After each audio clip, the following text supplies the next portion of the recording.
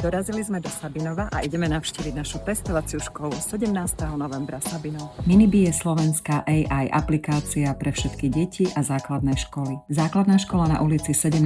novembra 31 v Sabinove je jednou z pilotných škôl, ktoré už používajú Minibee vo vyučovaní.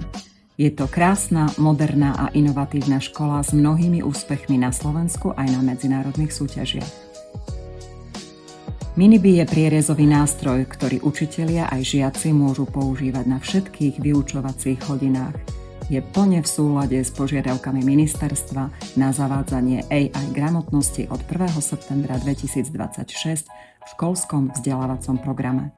Tretiaci nás prekvapili vlastnoručne pripravenou prezentáciou o Minibee, pretože sa im veľmi páči. O svojich skúsenostiach s Minibee vo vyučovaní nám porozprávala pani učiteľka Monika Šoltýsová. A viac o škole, jej fungovaní a úspechoch a zavádzaní AI do vzdelávania nám prezradil pán riaditeľ školy Slavomír Kožár.